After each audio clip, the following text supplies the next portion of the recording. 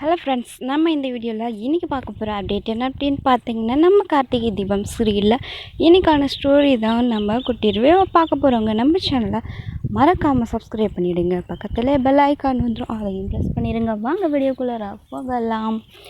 இன்றைக்கி என்ன ரிவ்யூ அப்படின்னு பார்த்தீங்கன்னா, நாச்சியார் நல்லபடியாக குணமாயிட்டாங்கன்னு சொல்ல முடியாது. ஏன்னா டாக்டர் அதுக்குள்ளேயும் ஒரு ட்விஸ்ட்டை வச்சிடுறாரு. ஸோ அப்படி என்ன ட்விஸ்ட்டுங்க அப்படின்னு சொல்லி கேட்குறாங்க. ஸோ அது என்ன ட்விஸ்ட் அப்படின்னு பார்த்தீங்கன்னா, டாக்டர் நாச்சியார்கிட்ட உங்கள் அம்மாக்கிட்ட எந்த விதமான அதிர்ச்சி தரக்கூடிய விஷயங்களையும் நீங்கள் அவங்கக்கிட்ட சொல்லக்கூடாது. அப்படி ஒரு வேலை சொன்னீங்கன்னா கண்டிப்பாக அது அவங்க உசுருக்கே ஆபத்து தரக்கூடியதாக இருக்கும் அப்படின்னு சொல்லி நம்ம டாக்டர் கார்த்திக்கிட்ட சொல்லிடுறாரு. கிட்ட சொன்ன உடனே அவர் ரொம்பவே ஃபீல் பண்ண ஆரம்பிச்சிட்டாரு. இந்த ஒரு விஷயத்த உங்கள் ஃபேமிலியில் சொல்கிறதும் சொல்லாமல் இருக்கிறதும் உங்களுடைய இஷ்டம். அது மட்டும் இல்லாமல் உங்கள் ஃபேமிலிக்கு தெரிஞ்சது அப்படின்னா ரொம்ப கஷ்டப்படுவாங்க, ஃபீல் பண்ணுவாங்க அப்படின்னு சொல்லி தான் நீங்கள் கொஞ்சம் தைரியமான ஆளாச்சு. உங்கள்கிட்ட அதை நான் சொல்கிறேன் அப்படின்னு சொல்கிறாங்க. சரிங்க டாக்டர், நான் பார்த்துக்கிறேன் அப்படின்னு சொல்லிட்டாங்க. அடுத்ததாக போலீஸ் ஸ்டேஷனில் அந்த போலீஸ் ஆமையாரும் நம்ம கார்த்திகோடைய ஃப்ரெண்டையும் வச்சு ஒரு சின்ன என்கொயரி பண்ணுறாங்க. 2 பேரும் ரோட்டில் சண்டை போட்டுருந்தாங்க அப்படின்னு சொல்லிட்டு. அப்போ பார்த்திங்கன்னா 2 பேரும் வச்சுருந்த கட்டப்பை மாற்றிக்கிறாங்க வீட்டுக்கு போகும்போது. அதுக்கப்புறம் அந்த போலீஸ் சாமியாரை ரம்யா காப்பாற்றி விட்டுறாங்க. ஊரை விட்டு ஓட சொல்லிடுறாங்க. அதுக்கப்புறம் அந்த போலீஸ் சாமியார் ஒருத்தர்கிட்ட வாடகைக்கு எடுத்தார் இல்லையா, அவர்கிட்ட போய் அந்த பொருளை கொடுக்க போகும்போது தான் பார்க்குறாரு. என்னடா ட்ரெஸ்ஸாக இருக்குது அப்படின்னு சொல்லிட்டு.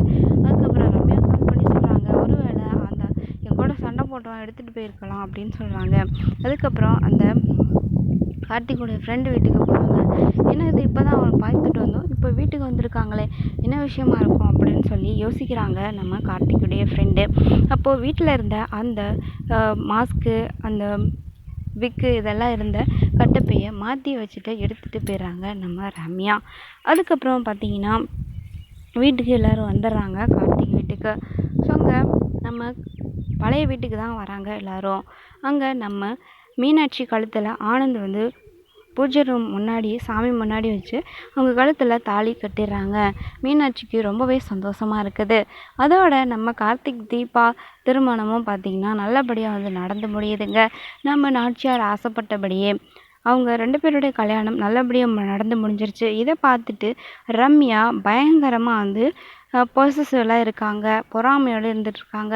நீங்கள் 2 பேரும் எப்படி சேர்ந்து வாழ்கிறீங்கன்னு பார்க்குறேன்னு சொல்லிட்டு இப்படிங்கிற மாதிரி நம்ம தீபா கார்த்திக் மேலே பயங்கர கோபத்தில் இருக்காங்க நம்ம ரம்யா. இதுக்கப்புறம் என்னென்ன விஷயங்களெல்லாம் கார்த்திக் தீபா கிட்ட செய்ய போகிறாங்க அப்படிங்கிறத நம்ம வெயிட் பண்ணி பார்க்கலாம். கண்டிப்பாக 2 பேரும் ஒன்று சேரக்கூடாது, சந்தோஷமாக இருக்கக்கூடாது அப்படிங்கிறதுக்காக அவங்க இன்னும் சில விஷயங்களை கண்டிப்பாக என்ன வேணாலும் அவங்க பண்ணலாம். ஸோ அப்படி அவங்க என்ன செய்ய போகிறாங்கன்றதை நம்ம பொறுத்து பார்க்கலாம்.